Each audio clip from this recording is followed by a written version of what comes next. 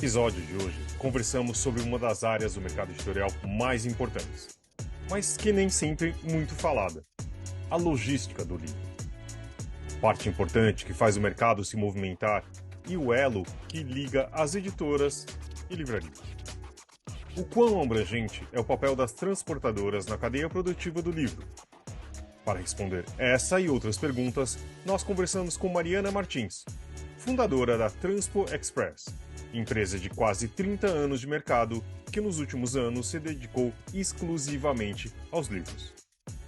Nesse bate-papo, ela conta dos desafios de carregar pelas nossas estradas esses preciosos e pesados objetos, dos altos custos, do diesel, dos caminhões, da mão de obra, das quantidades milionárias que essas carretas carregam pelo Brasil, dos milhões de exemplares que passam pelas suas mãos. Mariana falou dos grandes desafios, mas também do olhar positivo de muitos leitores que redescobriram a leitura nos últimos anos, e do papel que ela e sua empresa têm de levá-los até os lares dos leitores. Esse podcast é um oferecimento da MVB Brasil, empresa que traz soluções em tecnologia para o mercado do livro. Além da MetaBooks, reconhecida plataforma de metadados, a MVB oferece para o mercado brasileiro o único serviço de EDI exclusivo para o negócio do livro. Com a PubNet, o seu processo de pedidos ganha mais eficiência. E já ouviu falar em POD?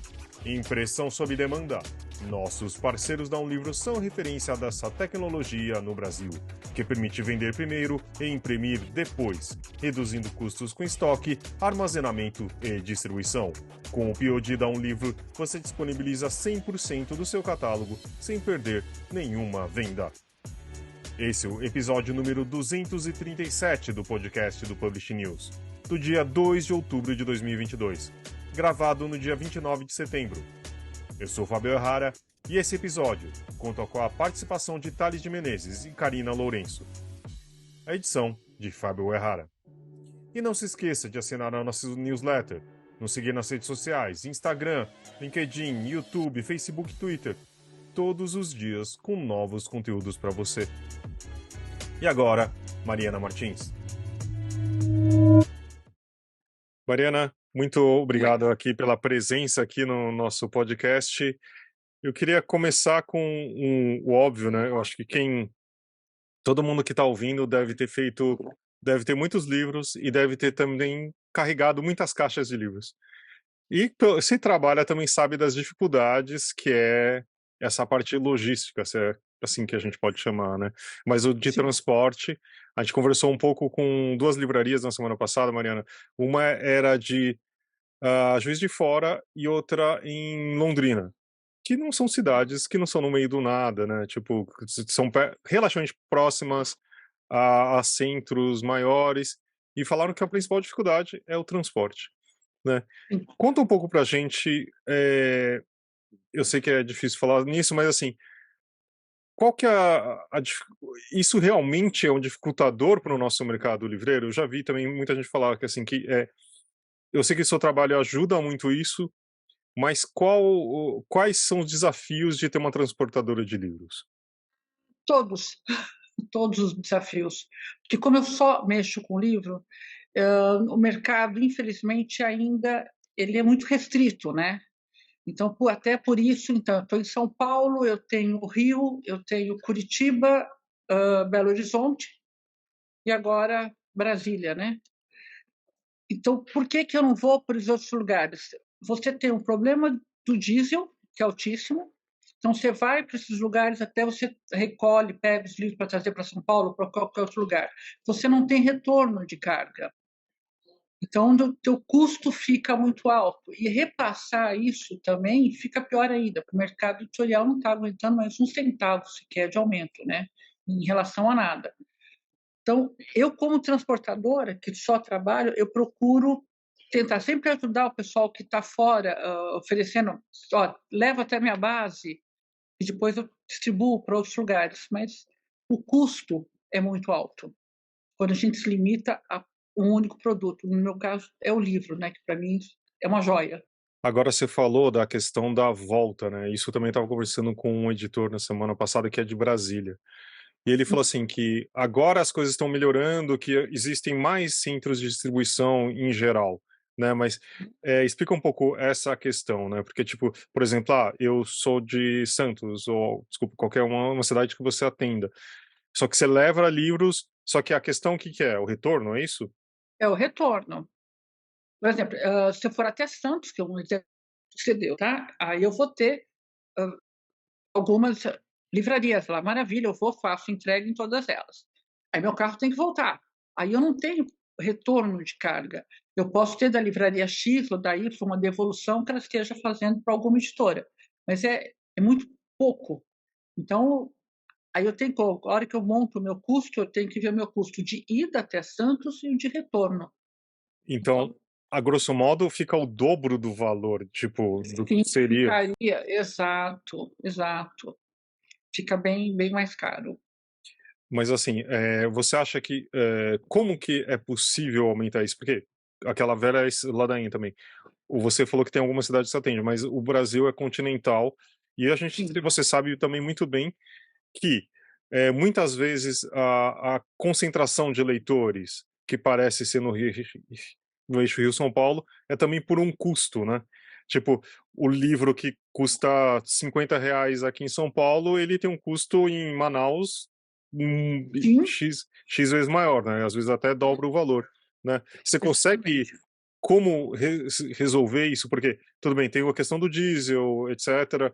As estradas não são lá muito boas, para dizer o mínimo, né? Mas só a questão desse retorno, tem como afinar essa volta do retorno para também da evolução das livrarias? Como que é possível resolver isso? Isso ainda fica muito difícil resolver. O que, assim, eu, como Transpo, né, que trabalho só para os editores, o que eu estou fazendo? Eu estou abrindo bases minhas, tá? Eu não consigo trabalhar com parceria, porque o parceiro vai trabalhar com todas as mercadorias. Então, onde acaba me dando muita dor de cabeça. Se você carregar uma caixa de livros com um botijão de óleo em cima, realmente é muito irritante. Então, eu acabo tendo esse problema. Então, eu estou abrindo mais filiais em pontos onde eu possa estar ajudando. A intenção agora da Transpo realmente é subir, abrir uma base nessa região, principalmente do Nordeste, que possa atender, mas a intenção é que eu conseguir deixar, de repente, a curva ABC de cada editora nesses pontos, para poder estar fazendo um jogo rápido de entrega, aí sim, diminuir bem o custo. Queria perguntar que a Mari contasse um pouquinho para a gente. Falou aqui que ela trabalha exclusivamente para o mercado editorial. Você Sim. explicasse um pouquinho para a gente o que é ser uma transportadora que trabalha para o mercado editorial e quais são as diferenças de uma transportadora comum, as dificuldades, óbvio, de trabalhar com produto único, né? Que você já falou que a ida e a volta acaba sendo muito caro, mas eu queria que você explicasse para a gente, porque muita gente não tem esse conhecimento, assim, de entender como funciona o frete, a chegada do livro nas cidades mais ao sul, norte, nordeste. Eu queria que você desse um panorama geral, assim, para a galera que nos ouve aqui. A grande parte das editoras estão tudo nesse eixo aqui, Rio, São Paulo, está nessa área.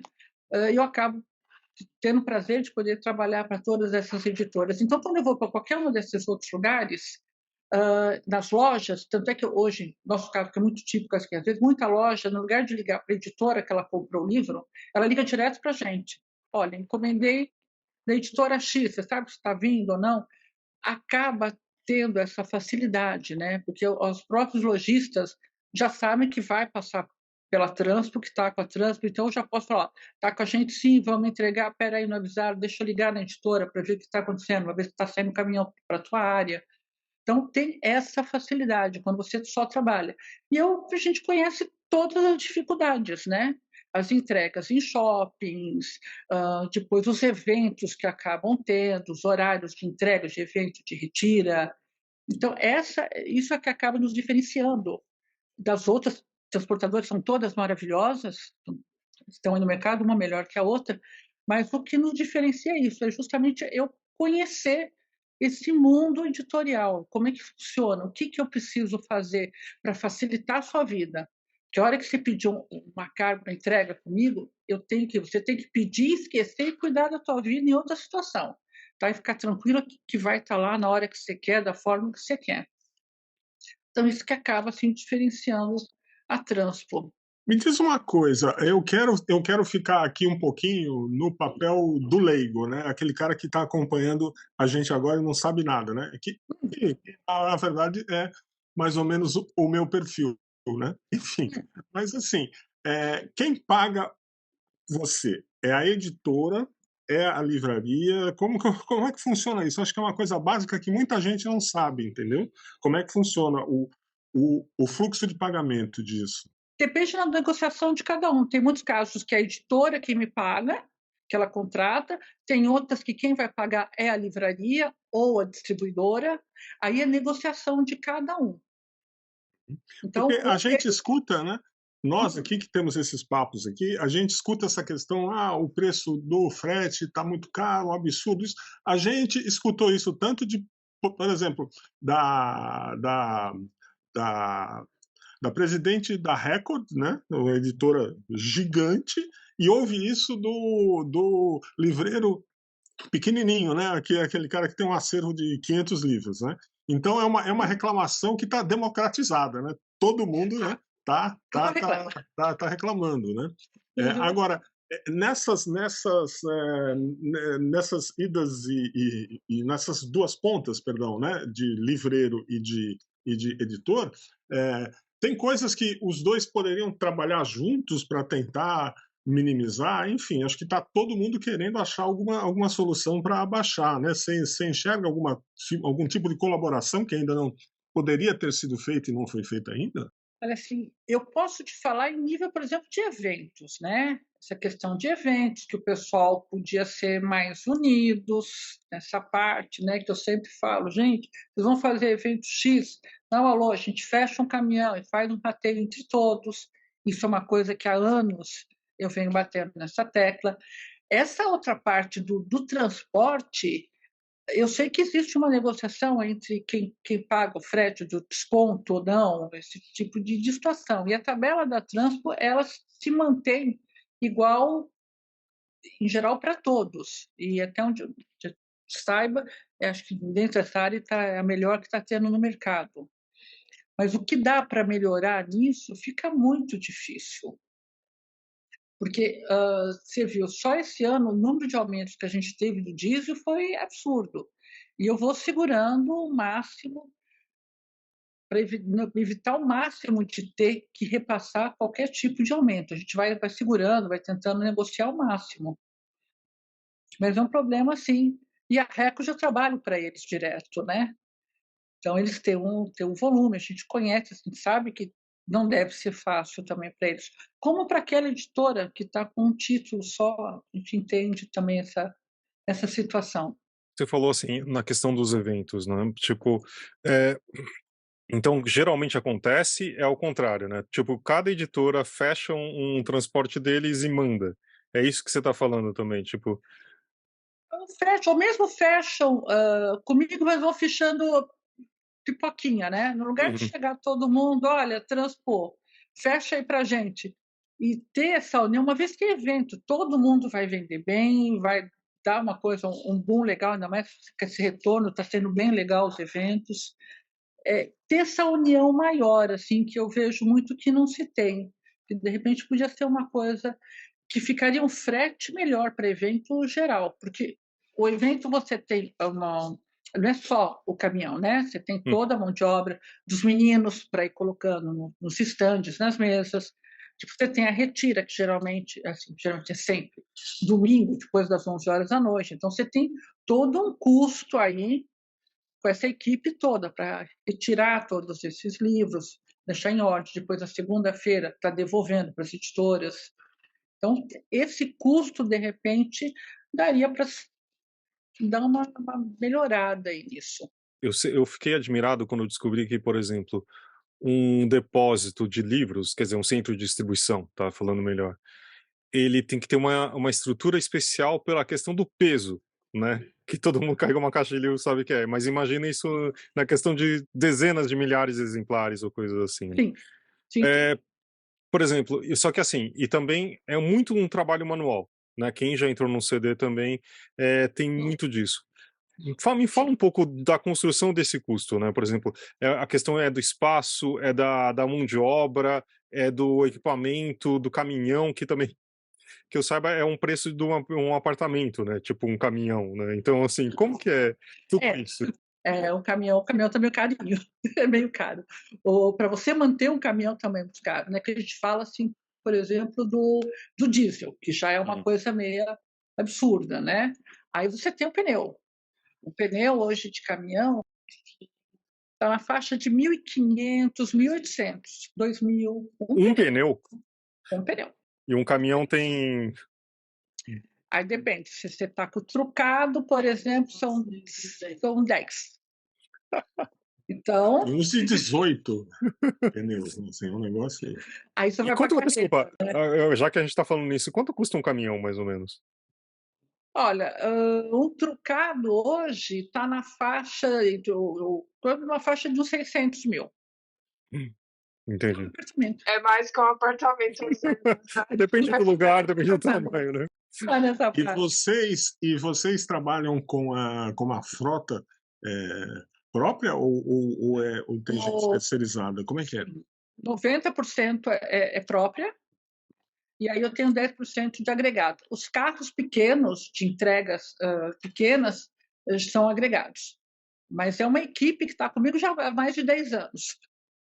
Já tem muito tempo comigo. Aí você estava falando, né? Tipo, tudo bem, do equipamento, etc., dos caminhões, do pneu, do diesel. Tipo, uma viagem também. E eu imagino, eu fico reclamando do pedágio, mas imagino você também, né? Que é por eixo ainda, né? Pedágio. Sim, você tem um custo altíssimo de pedágio. Então, você tem o diesel, você tem o desgaste do caminhão, você daí tem o óleo, aí você tem o motorista, porque além do salário, óbvio que ele tem que ter, você tem alimentação, você tem pernoite, aí você tem o outro lado que é muito importante, que é toda a parte de seguro. Tá? Do seguro não só do teu caminhão, é óbvio, né? Mas de toda a carga que você tem que ter. Mas além disso, você tem também, obrigatoriamente, para você ter seguro, você tem que ter rastreador. Então, os caminhões têm que ser rastreados e a carga, todas elas têm que estar com isca. Tá? Então, assim, porque tem tal chupa-cabra, então tira o teu rastreador, mas você tem a isca. O que é isca? Então, a gente está começando uma outra língua aqui. Isca. Isca é um objeto desse tamanho, assim, pequenininho, que a gente coloca no meio da carga. Tá? Então, se vier, o pessoal já ouviu falar do chupa-cabra, né? Que tira o rastreador do caminhão, que faz perder o sinal. Não. Então, os caminhões são rastreados. Estamos vendo agora. Então, os caminhões são rastreados. Né? Então, você, o tempo todo, aqui eu consigo ver onde está cada caminhão, ver o que ele está fazendo. Né? De repente, em alguns pontos, o que os ladrões fazem? Eles usam um aparelho chamado chupa-cabra, que faz com que eu perca o sinal desse caminhão, que é onde eles conseguem fazer o roubo. Só que com isso, por isso que a gente também tem a isca dentro, que ele consegue tirar esse sinal do caminhão, porém ele não consegue tirar esse sinal da carga. Então, eu consigo achar onde está a carga através desse aparelhinho. Um receptador dentro do... Exato. Um AirTag, tipo como se fosse aquela coisinha da Apple lá dentro. Exatamente, isso. E de vez em quando a gente entrega com ele junto, daí eu fico desesperado, saio lá, cadê meu bichinho? Dá meu bichinho. Não, e ainda outra coisa que você comentou também que gera o seguro, né? As cargas... porque assim, quando você trabalha, por exemplo, com planos de governo, que você deve ouvir isso bastante também, são livros únicos, né? Não dá para rodar de novo, né? E eu ficava sempre desesperado assim, e se, né? Acontece. Primeiro, eu sei que a gente tem muita roubo de carga no país, certo? E livros? Quanto que é o valor de tipo, só a carga do livro? Você falou 600 mil, mais 2 mil de cada pneu. Imagina o valor disso tudo. Mas a carga em si, por exemplo, quanto que cabe dentro de uma carreta? Eu não sei o tamanho disso, desculpa.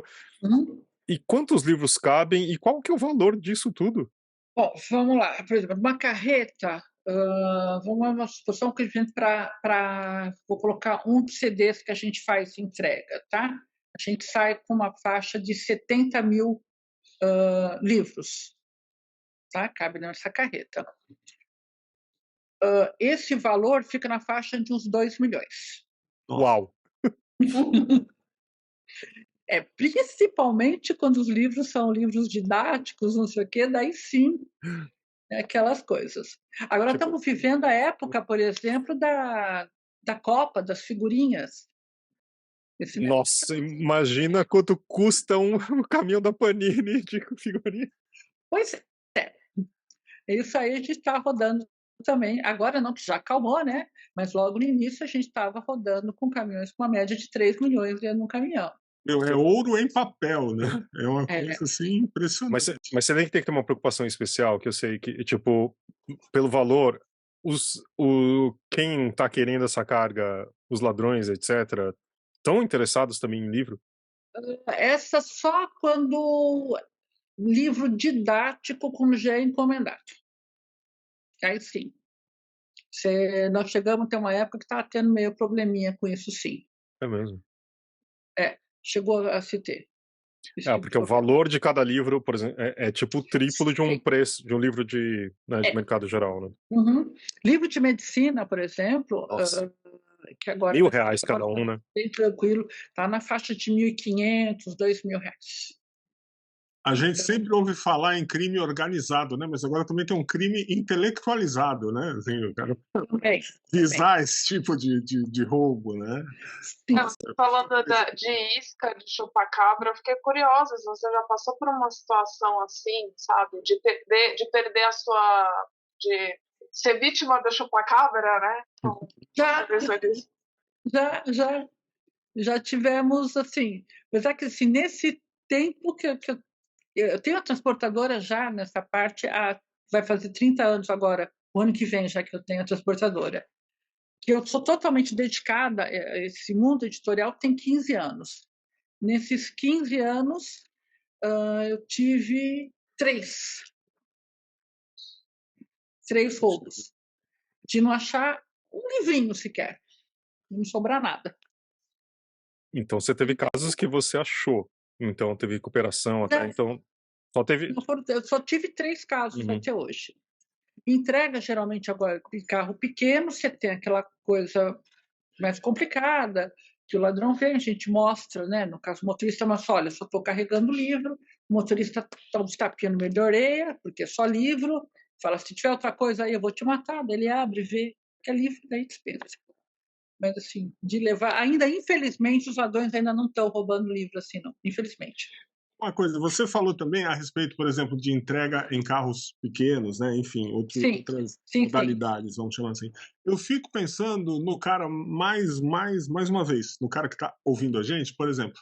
O cara abriu uma editora, entendeu? Abriu uma editora nova. Eu acho que se o cara tem 1, 2 títulos, ele está começando, talvez seja até mais fácil o cara mandar via correio até do que através de uma transportadora, ou não. Eu fico pensando assim, a partir de que momento que um editor efetivamente precisa do frete, entendeu? Quer dizer, se o movimento dele é pequeno, compensa o frete sempre ou não? Sinceramente, não. Se ele tiver o carrinho dele, puder ele fazer, é melhor. É que, assim, esses editores, assim, que está tendo bastante, aliás, eu tenho aqui também a parte de uma logística, né, que a gente faz também para pequenos editores, justamente para dar essa ajuda geral aí, né?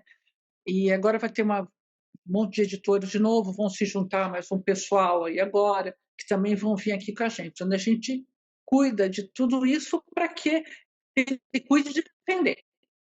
Então, vai tratar de vender, o resto é com a gente aqui. Então, quando a venda dele é para pessoa física, ao final, usa o correio, fica mais fácil. Quando é para lojas, daí começa a ficar complicado também para ele, né?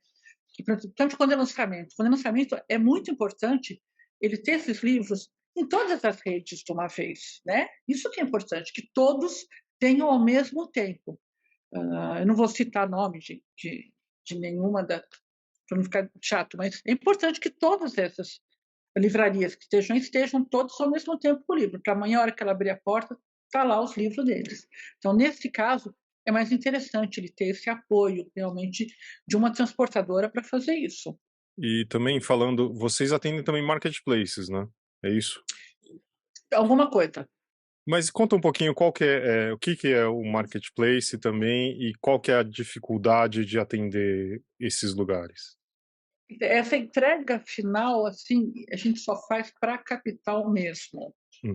Tá? Então, a gente já não tem esse know-how grande disso, não. A gente trabalha só mais na capital. Tá, só para então. A gente... Não, desculpa, só voltando um pouco. Então, tipo, marketplace é quando aí qualquer pessoa, empresa, eu faço... pode vender, né? Por exemplo, você pode vender livros na Amazon, na B2W, no Submarino, como fosse um mini livreiro, né? Só que aí, tipo, o Submarino, por exemplo, faz a parte de loja, né, digamos assim, de compra, só que tem sempre o desafio de entregar esse livro para o cliente final, né? E aí que você estava falando, né, Mariana? Essa parte eu já não faço. Porque também você percebeu qual que você achou a dificuldade de trabalhar também nesse campo aí? Mão de obra. Porque também é muito 1 a 1, né, também, tipo, você tem que pegar, tem que falar assim, vendeu pro Joãozinho que mora na rua tal, tem que fazer etiqueta, tem que colocar também, falar assim, Submarino, eu vendi tal, esse é o código de rastreio, também tem um outro desafio também, né? E são vendas pequenas, né, digamos assim, quer dizer, são muito picadas, né? Sim. Hoje, assim, na parte que eu tenho da logística, eu faço todo esse trabalho para eles.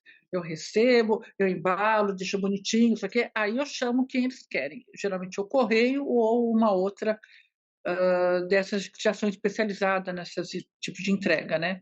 Mas o que também deixa mais barato para esse editor, porque como está centralizado todo comigo aqui, então esses outros vêm aqui, ele já pega aquele mundo de caixa e já leva de uma vez e faz essa separação.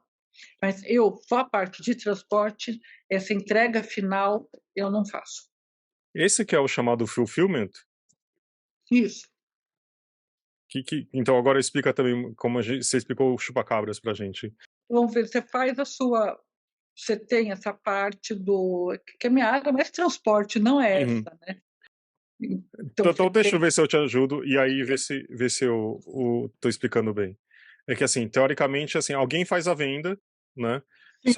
Só que, por exemplo, tem 2 desafios, né? Primeiro, fez a venda, tal, você divulgou, etc, e comprou naquele site na Amazon, por exemplo, né? Certo. E aí você tem o desafio de quê? Pegar, falar assim, eu tenho que saber que livro que é que eu vendi, para quem que eu vendi e como que eu vou entregar. É isso? Então você faz esse meio do campo, né? Exatamente. Isso é na minha parte da logística, tá? Que é uma parte pequena. Nosso forte realmente é transporte. Aqui na parte de logística, acho que eu tenho só umas 40 editoras que estão comigo. É uma coisa pequena, tá? Você fala que é só, mas... Então, e o grosso, então, de quanto que é a gente está falando? De quantas editoras você trabalha? De editor, o total, acho que são mais de 400. Porque eu tenho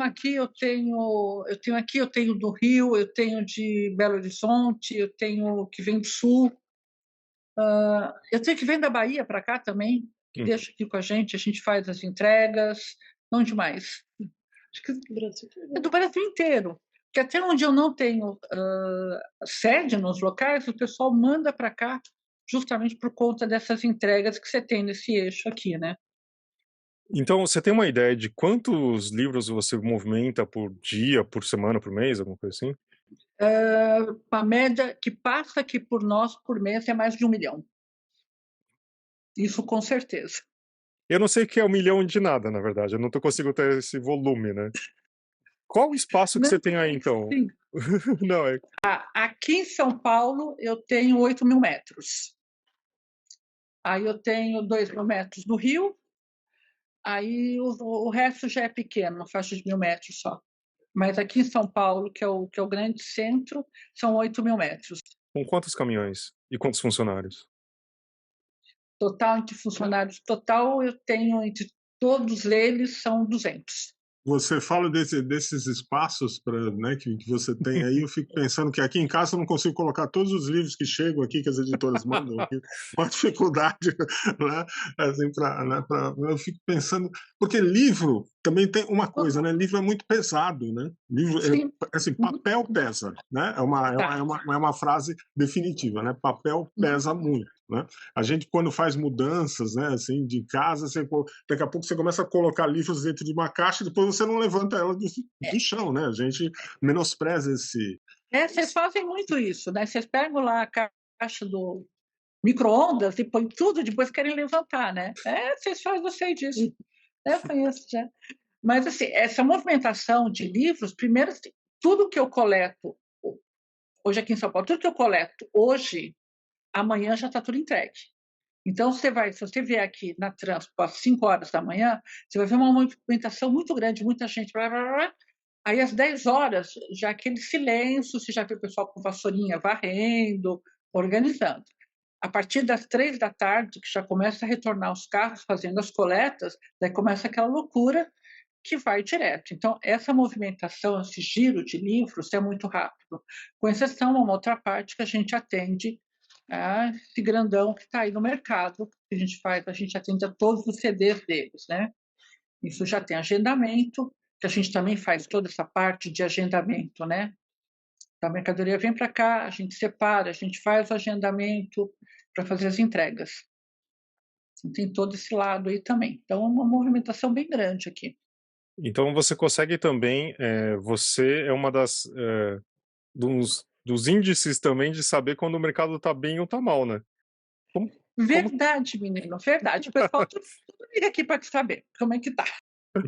Mas me conta então como que um pouquinho, a gente vai voltar um pouco rápido, mas mas contando um pouco de como tem sido esses últimos anos, né? Que acho que eu ver se eu tô errado. Começo da pandemia foi aquele congelamento, eu imagino também aí tenha passado, depois um crescimento, uma explosão e agora está uma retomada. Conta pra gente então. Não. Deus me perdoe, tá? Da pandemia. Eu acho muito complicado falar disso da pandemia. Quando fechou tudo, foi dia 17 de março, para ser exato, que fechou tudo, esses 2 primeiros meses a gente ficou meio em pânico. E aí? O que vai ser? Foram 2 meses só, daí para frente foi um grande crescimento. Foi muito alto o crescimento. E não para.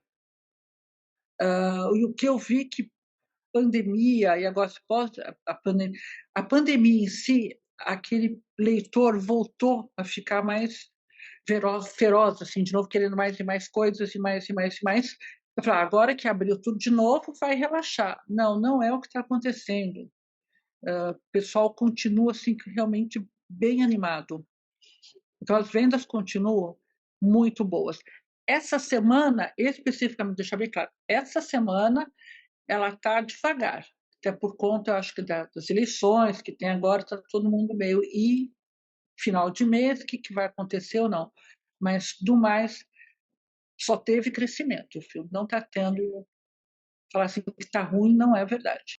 Quer dizer que Isso geral para todas. Uhum. Quer dizer, nesses 30 anos, você acha que tipo, a gente está num ponto bem alto, comparável aos começos dos anos 2000, alguma coisa assim? Sim, sim. Sim. Então, você tem uma visão otimista, então, pelo menos, e que 2022 tem sido um ano bom, e mesmo para os parceiros, para as editoras, livrarias, tem sido incrível. É isso? Tem sim. Uma das coisas que eu via muito nesse mundo editorial, assim, que a gente conseguia ver, algumas editoras, às vezes, quando elas faziam um lançamento, mandavam imprimir um volume muito alto, onde você tinha aí as outras comprando em consignação. Então, eu ia, de repente, para a loja X, às vezes vão colocar assim, com 1 tonelada do livro do lançamento. Quando você sabia, assim, só de olhar, você sabe, não vai rodar tudo isso. Daqui a pouquinho eu vou lá de novo e pego 900 quilos de volta.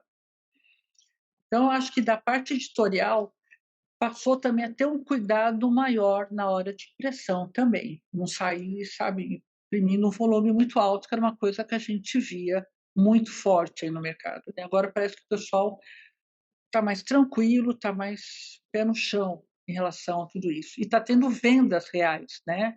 Não está um mundo só de consignação, está tendo vendas, o que é importante, né?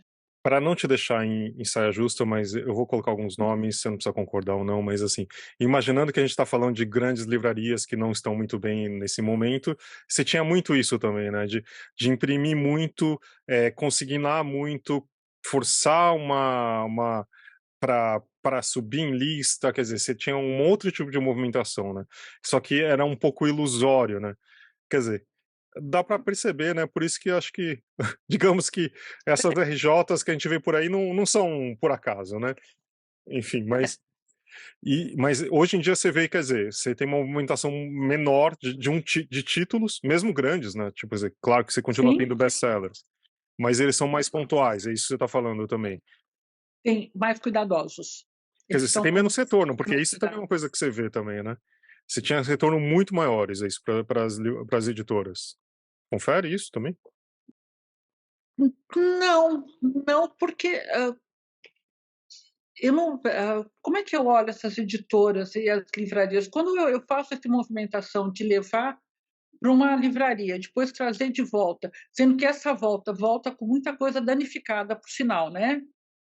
Muito livro danificado, que você sabe que colocar imposto de venda depois também vai ser complicado. Então, você tinha uma movimentação e estava, acho que, muito mais na mão de meia dúzia, vamos colocar assim. Hoje, a movimentação consegue ser maior, mas está muito mais ampla. Tem muito mais gente trabalhando no mercado. Quer dizer, você tem Isso é mais mais interessante. editoras produzindo, mais títulos Exato, e mais livrarias também estão vendendo, é isso? exatamente. Entendi, entendi. Também acho que uma curiosidade que eu tenho é com tudo isso que a gente está vendo, né? Você acha que esse movimento para você parece que é estável de crescimento ou de manter num platô? Que é isso que a gente tem visto, né, Thalys? Que tem saído também, é que as pesquisas não tem caído muito ou tem se mantido estável, que era um movimento muito bom de 21, né? O que você projeta também para. Eu sei que falar isso nas vésperas da eleição é bem difícil, né? Mas o que você projeta para 23, assim, em termos de movimentação e que vem de uma curva de crescimento ou de estabilidade? Eu acho que vai ter crescimento. Eu acredito realmente no crescimento. Pelo jeito que a pandemia, de uma forma ou de outra, fez o pessoal voltar, está revendo muito seus conceitos. Uhum. A leitura está muito forte. Pessoas que eu não via comprando livro, lendo, hoje eu vejo bem interessadas, estão lendo, estão querendo saber, e aí o que vai estar lançando, o que não vai. Pessoal que liga para a gente, sabe se vai ter algum lançamento novo, o que eles vão estar colocando. Então, eu acho que atender, se não ficar igual, eu acho que é um crescimento. Eu acredito no crescimento, não há grandes crescimentos, mas eu acredito no crescimento sim. Entendi. Senão, Então, eu ia abrindo filial, né? Horas. é verdade. Eu acredito. Porque também a gente não está fazendo aqui pensando que claro que é um mercado importante de livros, mas também é um mercado, né? É uma indústria que precisa Sim, ter cifras para movimentar. sim. Gente, a gente tem mais alguma pergunta? A gente falou de tudo, Mariana, que você gostaria de contar um pouco da Transpo ou do que você faz aí? Tanto acho que, se vocês devem saber, acho que o pessoal todo me conhece, né? E justamente para a gente ser voltado só para esse mundo editorial, então todo o pessoal acaba não nos conhecendo. Então é isso. Pessoas são extremamente apaixonados pelo que a gente faz, né? Eu consegui montar uma equipe aqui também que tem essa mesma paixão por livro, então aqui nunca tem tempo feio, a gente sempre arruma um jeito de atender o cliente da melhor forma possível. Acredito muito nesse crescimento ainda. Eu acho que a gente não vai ter mais problemas, esses problemas que se tiveram. Uma, porque até em nível dos editores e tudo, está tendo um consenso aí nisso. O que mais? Não sei falar de mim. A Transpa é maravilhosa, ela é muito eficiente. Deixa eu ver. Deixa eu ver quem mais. Acho que tá ótimo, então. Mas é isso. O que eu acho muito, muito interessante no mercado livreiro como um todo, assim, eu sou um cara que, um jornalista que estou há pouco tempo envolvido só com livros, né?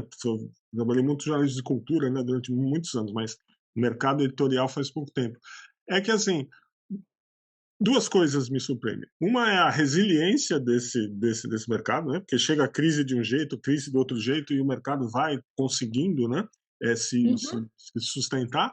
E outra coisa, assim, que você não consegue fazer uma entrevista com livreiro, editor, distribuidor, transportador, então, sem que se fale em paixão, né? Todo mundo que está envolvido em livros sempre fala, né? Entrei nessa porque tenho uma paixão pelo livro, assim, é uma coisa muito peculiar desse mercado. É paixão, a gente acredita muito, a gente briga por essa área, a gente fica feliz cada vez que a gente vê alguém brilhando aí no mercado.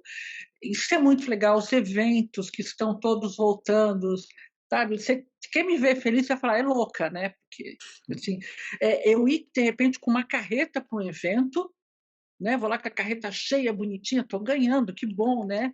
E na hora de voltar, no domingo, eu voltar com meia carreta, com um caminhãozinho. Eu acho isso maravilhoso, eu acho isso muito legal. Claro, mas você não vai estar ganhando, mas não importa, eu não vou estar ganhando nessa retirada, mas eu estou ganhando porque o pessoal está lendo.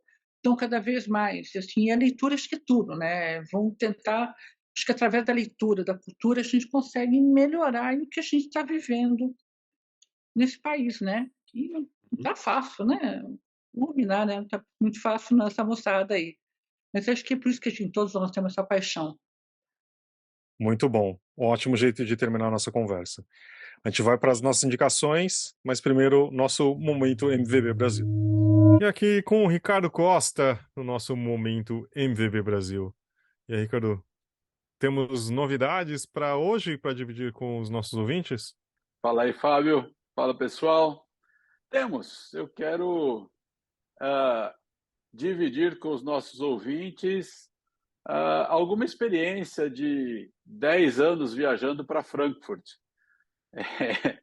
que já seriam 13 esse ano, não fosse a pandemia, né? Exato. Então, ficamos aí 3 anos no estaleiro, prisão domiciliar, tudo voltando agora e, felizmente, a gente está indo de novo para Frankfurt e estou ouvindo muita gente dizer que vai esse ano participar da Feira do Livro de Frankfurt e achei legal compartilhar alguns locais que a gente conhece, alguns pontos para serem até visitados. Só um parênteses que acho que vale para todo mundo.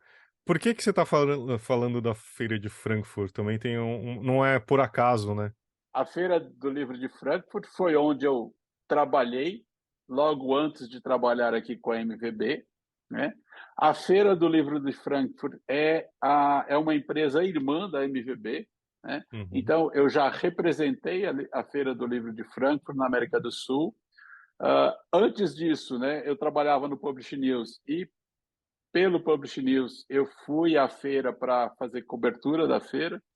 Então, são 10 anos de cobertura da feira, depois divulgação da feira e hoje trabalhando na empresa, que é uma empresa junto. As duas empresas, elas pertencem à Associação de Livreiros e Editores Alemães, que, no final da linha, é a dona, entre aspas, né, é quem organiza, na verdade, a Feira do Livro de Frankfurt.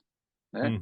Como aqui no Brasil nós temos a Câmara Brasileira do Livro organizando a Bienal do Livro aqui de São Paulo, o SNEL organizando a Bienal do Rio de Janeiro. Lá em Frankfurt temos uma associação, essa associação de editores e livreiros, e ela que organiza a feira. Então, tem todas essas coisas aí amarrando essa minha experiência e porque a gente está falando disso dentro do momento MVB aqui no podcast. E para eu não me delongar demais, para eu não falar muito mais, Fábio, olha, Frankfurt, primeiro eu vou com as dicas turísticas, digamos assim. O pessoal, normalmente a galera chega um pouquinho antes, né? 2 dias antes, e sobra um tempo, tem um tempo para dar uma passeada na cidade. É uma cidade gostosa de andar a pé, tudo é perto, especialmente para quem está acostumado com São Paulo e Rio. Frankfurt é tudo um bairro quase, é tudo muito próximo. O transporte coletivo é excelente, tem metrô, tem um bonde, entre aspas, de superfície, tem ônibus, tudo muito bem integrado, fácil de encontrar nos mapas, fácil de encontrar, fazer as conexões, saber qual é o caminho que você pega do transporte público. É uma cidade plana, não cansa muito de caminhar, a galera que não está muito acostumada. Dica para quem estiver lá no domingo, que é um dia que quase tudo está fechado, eles realmente tiram o domingo de folga, passear à beira do rio. É um passeio bem gostoso, ainda mais se tiver um dia ensolarado. Numa das margens do rio, tem uma sequência de vários museus, destaque para o Senckenberg Natural History Museum, que é o Museu de História Natural, que é o segundo maior museu de história natural da Alemanha. Tem o Stadion Museum, que é um museu de arte muito importante para Frankfurt. Tem a Goethe-Haus, onde nasceu o escritor Johann Wolfgang von Goethe. E tem também um ponto muito interessante de ser visitado, é a Main Tower, é uma torre bem alta lá, 240 metros de altura, onde a galera pode subir para ver a cidade lá de cima. Procure antes na internet, porque essa questão de horários de funcionamento é bem chatinha lá na Alemanha. Não é assim, não, é turístico, ponto turístico, está aberto. Não, não é bem assim. Então, olha lá, vale a pena subir na torre, é uma vista maravilhosa.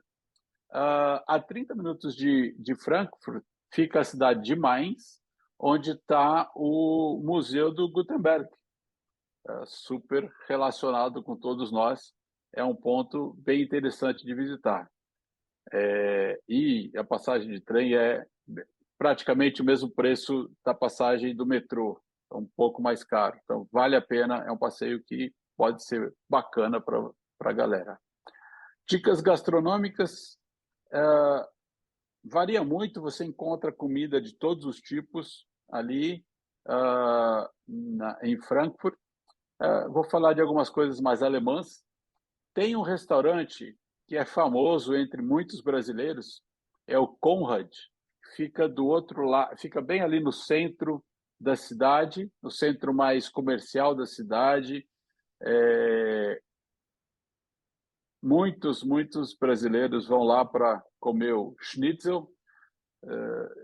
Eu não vou lá pela comida em si, eu vou mais pela tradição, pela possibilidade de encontrar os brasileiros, bater um papo e ter uma noite gostosa lá, divertida. Do outro lado da rua fica a famosa Galeria Kaufhof, famosa para quem já foi várias vezes. É uma galeria, uma loja de departamentos, galera que quer fazer compras, é um bom ponto. E dali da Kaufhof sai uma rua chamada Zeil, muito cheia de comércios. Galera que gosta de procurar roupas baratas, tem a Primark. Então, pergunta aí, tem muitos editores que são assíduos frequentadores dessa região de Frankfurt. Um detalhe bem legal é que no topo da galeria Kaufhof tem um restaurante. Então, não é muito alto, dá para você subir lá, pegar uma comidinha, pegar uma cerveja e sair no terraço e olhar a cidade. É muito mais baixo do que a Main Tower, mas é um lugar bem gostoso e agradável, especialmente se tiver um pouquinho de sol. E eu andei dando uma olhada na previsão do tempo, está melhorando. Eu tinha olhado no início, eram dias de chuva, já não são mais dias de chuva, então tem a chance de a gente pegar um solzinho lá em Frankfurt esse ano. E tem um bairro chamado Sachsenhaus, do outro lado do Rio, que é o bairro dos bares, dos grandes, de uma quantidade muito grande de bares, meio Vila Madalena, assim, de Frankfurt. Galera que não sabe para onde vai para Sachsenhausen, e lá você vai encontrar bares divertidos nas noites. Mas tem um outro lugar que eu quero contar para vocês, é um lugar bem legal, bem diferente. Para quem quer uma coisa diferente, quem quer conhecer um elevador que não tem portas e não para nunca, vai visitar o Fleming Hotel. É um elevador assim, ele tem 2 cabines que vão rodando como se fosse uma correia, e a hora que chega no seu andar, você pula. Se você não pular, você perde o andar. Né? É divertido, é um negócio dos anos 1800 e alguma coisa. Visite o Fleming's Hotel e você vai encontrar esse lugar. Mas vamos falar de trabalho, né, Fábio? Já falei demais de passeio.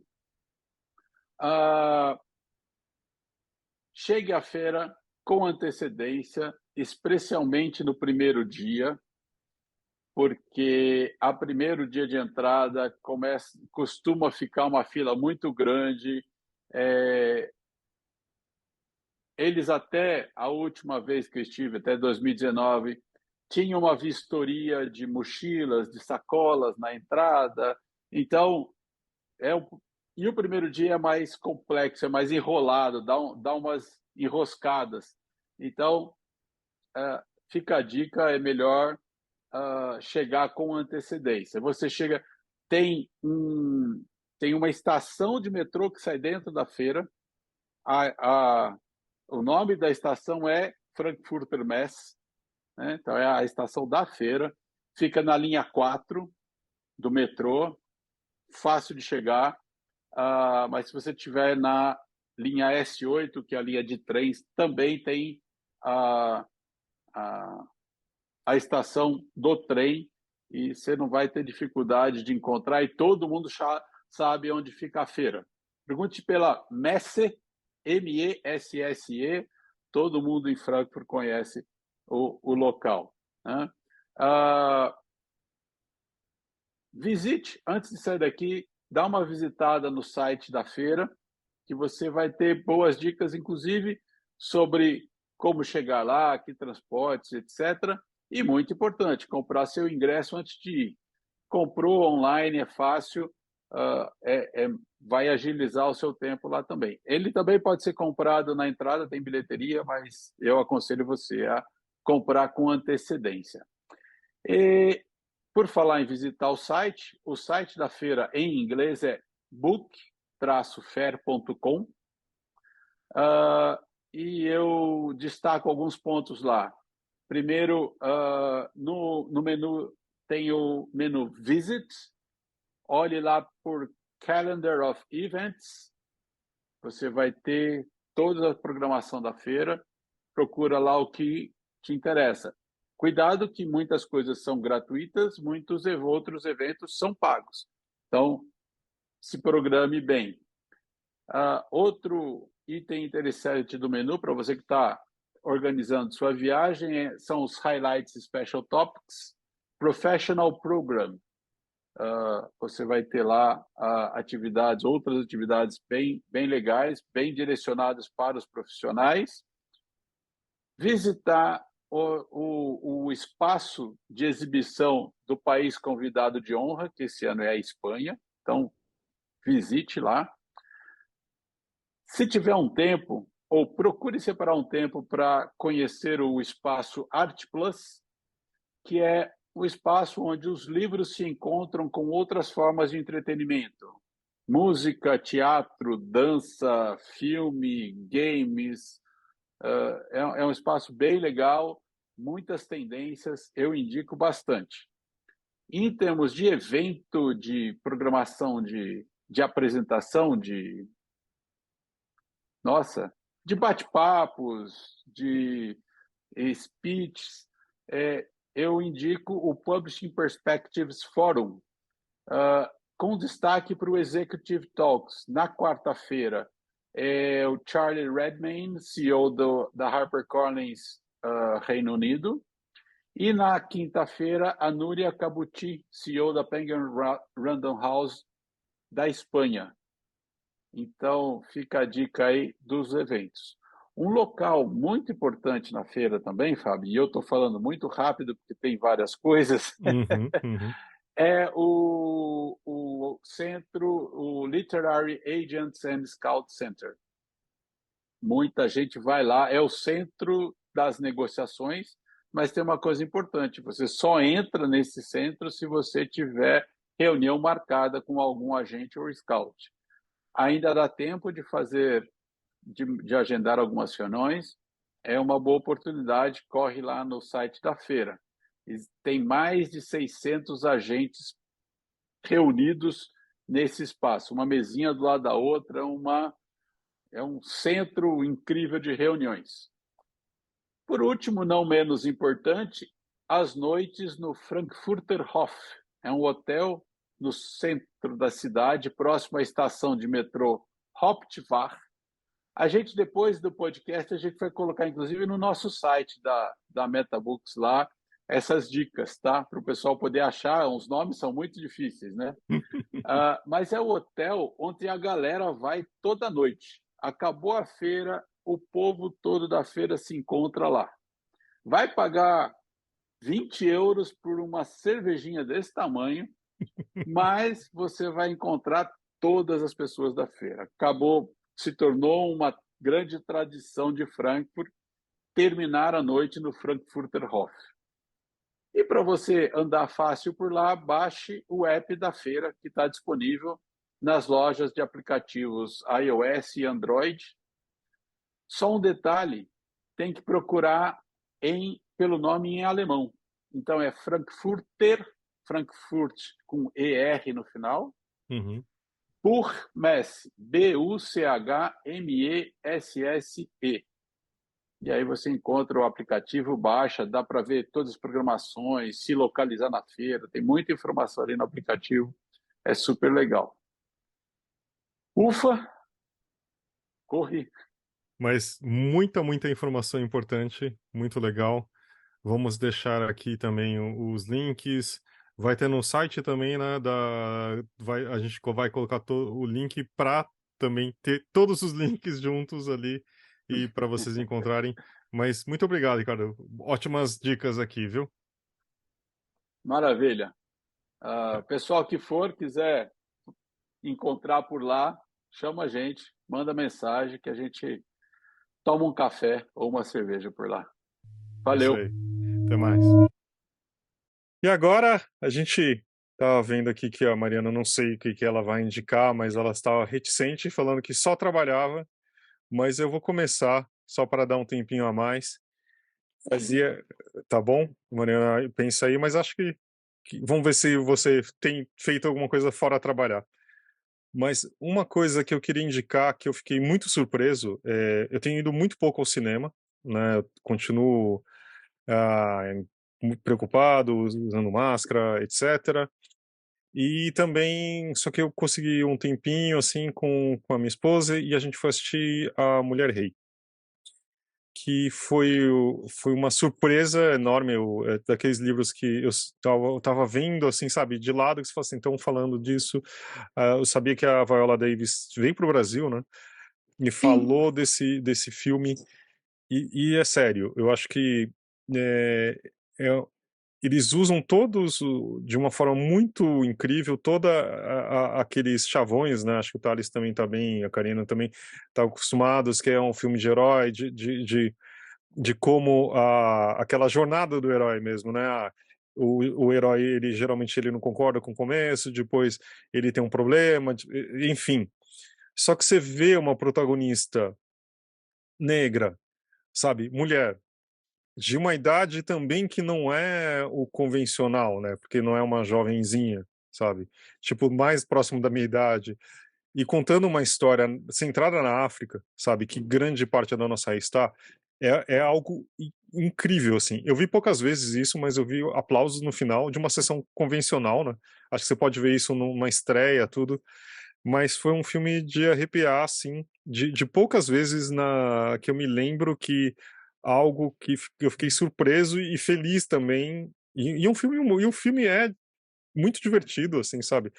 É, eu acho que mas tem muitas coisas ali que dá pra ver. Então, procura a Mulher Rei e vale a pena ver no cinema, porque também é uma fotografia, a trilha sonora é muito boa, sabe? Então, vai lá, procura, deve estar aí nas salas de cinemas.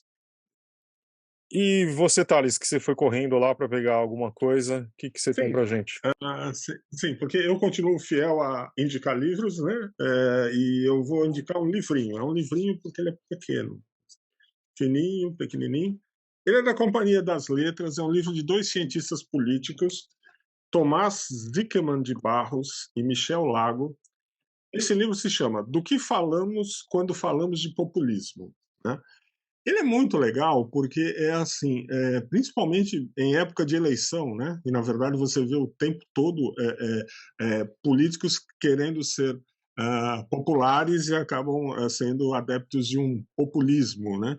Então, e você vê isso em qualquer tipo de ideologia política, né? Não importa muito se você é esquerda, direita, a questão de você procurar agradar o povo, né, atrás de voto antes de querer realmente fazer o que é melhor para essas pessoas, né? E esses caras escrevem muito bem, assim, e te colocam um monte de pulgas atrás da orelha, como se diz, sabe? Você fica.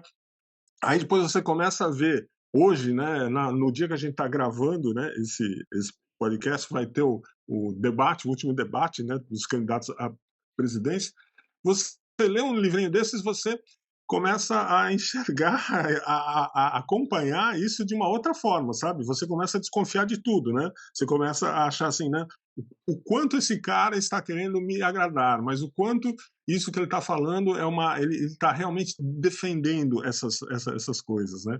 E eu acho que é ótimo você ser estimulado a duvidar, né? Eu acho que dúvida é uma coisa muito boa para a gente ter, né? Quando alguém está querendo vender alguma coisa ou está querendo impor alguma coisa, né? Olha, esse livro, de novo, ó, do que falamos quando falamos de populismo. Achei muito bacaninha mesmo. Boa. A gente está gravando na quinta-feira e quando esse programa for no ar, a gente vai saber já o que eu queria estar eu não sei se eu queria estar ou não sabendo o que vai acontecer, mas vai ser já dia 3 de outubro, então espero enfim, vamos ver. Vamos Enfim, deixar, já que a Mariana também não pode ser como é convidada, né? Você tem a sua indicação também, Mariana? Conta pra gente. você perguntou um livro que eu li recente. Não, recente, quando eu li recente é mesmo. Eu li agora, no final de semana. É extremamente antigo, mas eu acho que eu amo. Já li ele várias vezes. É pequenininho também, que é Fernão Capelo Gaivota. Eu acho muito interessante. Eu gosto demais desse livro. Eu acho interessante ele. O Richard Bach. Um livro Esse, que eu devia ver. Esse você deve ter carregado, os seus caminhões devem ter carregado centenas de milhares dele, né? Por todos esses Sim, anos. mas eu acho ele um livro que eu acho que eu já cansei das vezes que eu li, mas parece que cada hora que eu vou ficando mais velha, ele vai tendo outro significado. Eu acho interessante. Eu gosto muito dele. Muito O bom. filme que você indicou, fantástico, essa atriz ela é um show, né? Uhum. Eu assisti recente uma série dela, Como Defender um Assassino, que, nossa, essa mulher trabalha muito, ela é fantástica. Realmente, É. muito bom. E o Vale livro também. dela também é muito bom, hein? Essa Ah, autobiografia dela, nossa, é muito bacana. boa. Vale aqui como outra indicação. Era isso que eu ia indicar, Thales. Você roubou minha indicação. Desculpa. Eu ia pegar o gancho do Fábio e indicar o livro dela e a entrevista que tem dela e a Oprah na Netflix.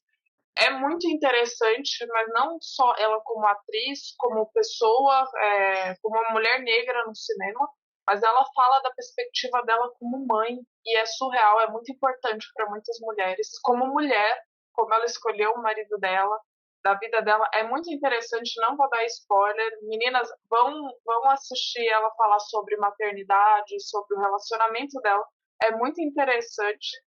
E além dessas outras dicas, tem uma terceira dica que eu quero dar. Eu peguei o gancho do Fábio e um gancho da Mari, que é a Mari falou pra gente aqui no offline que ela tem muitos pets, né? Então fica a dica, gente. Não comprem, adotem. Adotem, tem muitos bichinhos que precisam, os abrigos estão lotados. E aí o amor é gratuito, né? Você vai lá e pega um bichinho, o amor pra vida toda. Aproveitando, posso falar mais uma coisa, Karina? Voltar Por favor, para esse mundo. por favor. Muitos abrigos precisam, não só que você vai adotar, mas de repente se tiver um pouquinho de tempo, ir lá para dar uma ajuda, sabe? De repente você ajudar a lavar um canil, lavar um potinho de comidinha deles, alguma coisa. Isso é tão útil, é tão importante. Eles, se cada pessoa soubesse quanto amor eles dão para a gente, eles são tão leais e eles precisam da gente, né? Então acho que não custa a gente ter esse cuidado. Aqui na Transpa a gente tem 6 ao total, que também que a gente pegou da rodovia, que estão aqui, que a gente cuida fora. Em casa eu já perdi a conta de ter um monte.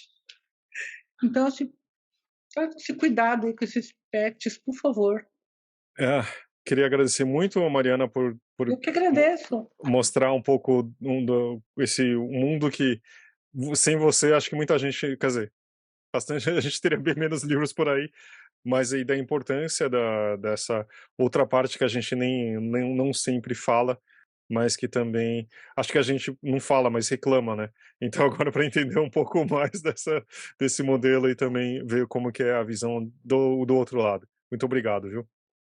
Gina, eu que agradeço. Obrigada, Mari. Obrigada, cara.